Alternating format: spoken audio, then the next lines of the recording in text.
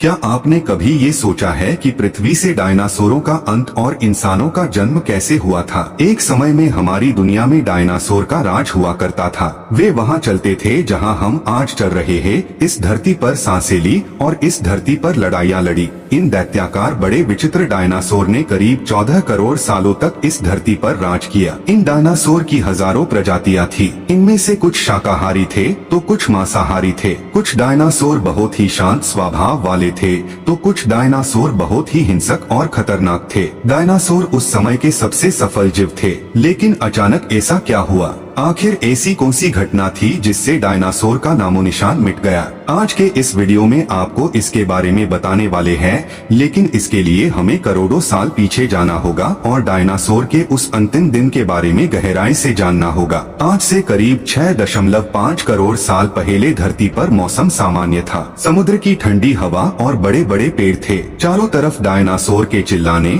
और चीखने की आवाजें थी। जब डायनासोर की सारी प्रजाति धरती पर बड़े आनंद से अपना जीवन गुजार रहे थे, तब 10 करोड़ साल पहले ही इनकी किस्मत लिखी जा चुकी थी। 10 करोड़ साल पहले एक छोटा सा एस्ट्रॉइड का टुकड़ा जो सुदूर अंतरिक्ष से आ रहा था और वह पृथ्वी से लगभग 20 करोड़ मील दूर मंगल और बृहस्पति ग्रह के बीच बने क्षुद्र ग्रह में घूम रहे एक बड़े एस्ट्रॉइड से टकराता है। इस टकराव से उस बड़े एस्ट्रॉइड की दिशा बदल जाती है और वह क्षुद्र ग्रह से निकलकर सीधे पृथ्वी की ओर 22,000 मील घंटे की स्पीड से बढ़ने लगता है। जब यह एस्ट्रॉइड पृथ्वी से 3,84,000 किलोमीटर की दूरी पर था, तब धरती से शायद डायनासोर का अंत न होता यदि यह एस्ट्रॉइड पृथ्वी के उपग्रह चांद से टकराता। लेकिन नीति को कुछ और ही मंजूर था, इसलिए यह बड़ा एस्ट्रॉइड चांद के बहुत ही नजदीक से गुजर गया। 40 किलोमीटर बड़ा एस्ट्रॉइड हर सेकंड पृथ्वी की नजदीक बढ़ रहा था। जब यह एस्ट्रॉइड पृथ्वी के वातावरण के संपर्क में आया,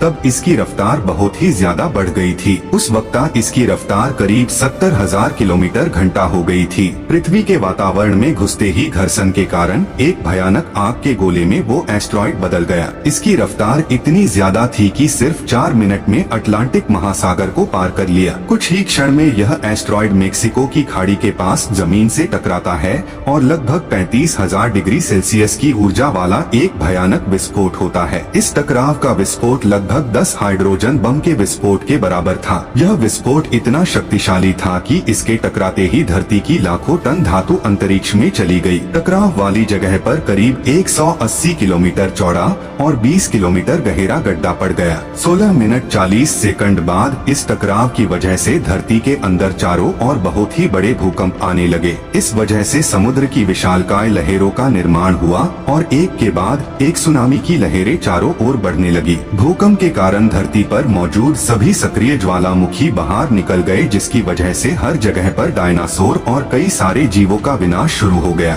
धरती के महाविनाश की प्रक्रिया आरंभ हो चुकी थी। इस भयानक विस्फोट से रेडिएशन की मात्रा इतनी बढ़ गई कि इसके 800 किलोमीटर के दायरे में आने वाले सभी जीव पूरी तरह जलकर खत्म हो गए। अब आपके मन में सवाल आ रहा होगा कि उड़ने वाले डायनासोर तो उड़कर बच निकले होंगे, लेकिन आपको बता दें कि नीति को कुछ और ही मंजूर था। उड़ने वाले डायनासोर जमीन से तो बच निकले, पर जो मेटल पृथ्वी से अंतरिक्ष में गया था वो ग्रेविटी के कारण आग के गोले बनकर पृथ्वी पर बरसने लगा, जिसमें सभी उड़ने वाले जीव हवा में ही खत्म हो गए। विस्फोट के 40 मिनट बाद पृथ्वी का वातावरण 100 डिग्री से भी बढ़ गया, जिसमें पेड़ पौधों वनस्पति सहित सारे जीव खत्म हो गए। विस्फोट के 90 मिनट बाद तापमान 200 डिग्री के ऊपर चला गया, जिसकी वजह से जो डायनासोर या अन्य जीव विस्फोट के इलाके से हजारों मील दूर थे वो भी इस गर्मी से बच नहीं पाए। इस महाप्रलय से धरती पर से कुल 90% प्रजाति लुप्त हो गई थी और जो 10% जीव बच गए थे उनमें से भी सिर्फ वही जीव जिंदा रह सके जिनका वजन 25 किलोग्राम से कम था। इसका कारण यह था कि इस महाप्रलय की वजह से धरती पर सभी मात्रा में वनस्पति और जीव नष्ट हो चुके थे, जिनकी वजह से ये बड़े जानवर अपना पेट नहीं भर सकते थे और डायनासोर का काल खत्म हो गया। यह महाप्रलय नए और छोटे जीवों के लिए वरदान स्वरूप था। इस प्रलय में मैमल्स जैसी प्रजाति बच गई थी, लेकिन मैमल्स क्या थे और कैसे बच गए? इंसान कैसे धरती पर आए, ये जानेंगे हम अगले एपिसोड में। यदि आप चाहते हैं कि हम अगला वीडियो जल्द से जल्द बनाएं, तो इस वीडियो पर 1000 लाइक जरूर दीजिए और हमारे चैनल को सब्सक्राइब कर हमें सपोर्ट करिए। धन्यवाद।